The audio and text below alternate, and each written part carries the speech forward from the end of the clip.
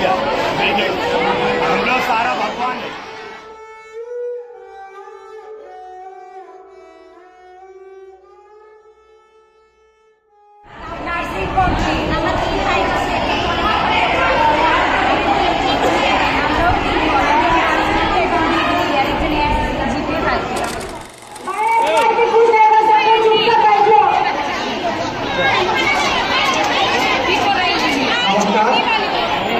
ছোট ভাই বোনরা যারা আছো তোমরা কেমন আছো ভাই? তোমরা সবাই কি করে পারো? আমি ঢাকা বিশ্ববিদ্যালয়ের সনাতন বিদ্যার্থী সংসদ থেকে আসছি তোমাদের পাশে দাঁড়াতে। তোমাদের চাওয়া পাওয়া কি বলো? তোমরা কি চাও? তোমাদের চাওয়া কি বলো? আমরা যারা সনাতন ধর্মাবলম্বী আছি সবাই তোমাদের পাশে আছি, কোনো ভয় নেই। তোমরা চিল্লাই বলো, আমরা তোমাদের পাশে আছি,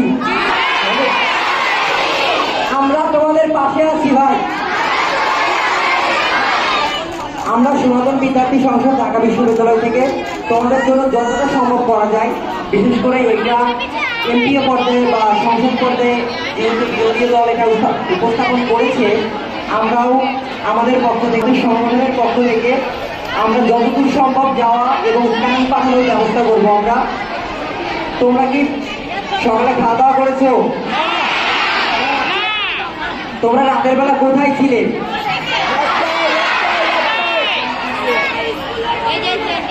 তোমাদের তো থাকার জায়গা নেই ভাই, তাহলে তোমরা এখন কি চাচ্ছ?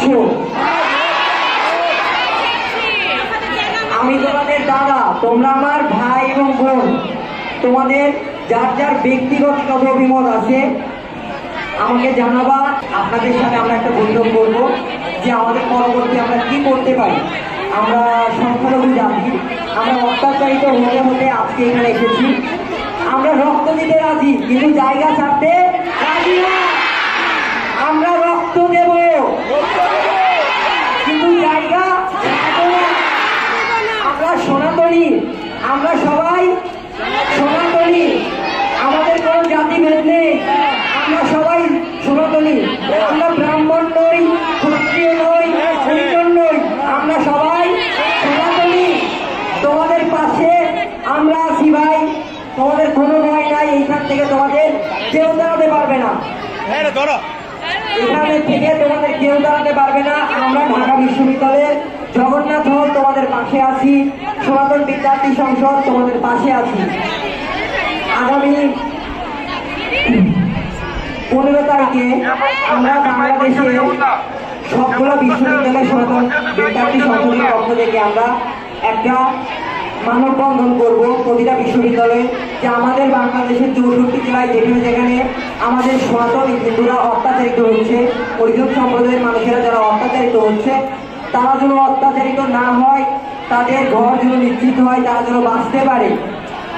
আমরা সবাই বাঁচতে চাই, আমরা সবাই আমরা জীবন দিতে রাজি, আমরা জীবন দিতে রাজি, কিন্তু জায়গা ছাড়তে রাজি না। আমরা জীবন দেব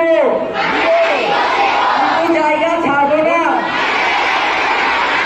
আমাদের পাশে ঢাকা বিশ্ববিদ্যালয়ের সনাতন বিদ্যার্থী সংসদ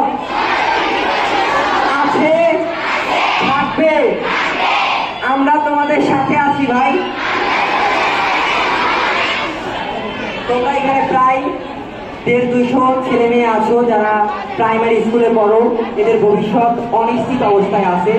তোমাদের যাতে যা করা যায়, আমাদের হিন্দু কল্যাণ ট্রাস্টকে, যে আমাদের ফরিদপুর বোর্ডের ট্রাস্টে আছে ডক্টর অধ্যাপক অসীম কুমার সরকার স্যার, তার সাথে আজকেই কথা বলবো যা করা সম্ভব, এবং জগন্নাথ হল থেকে আমাদের প্রস্তাব বা অন্যান্য ছাত্রের সাথে কথা বলে যতটুকু করা সম্ভব তোমাদের জন্য করবো।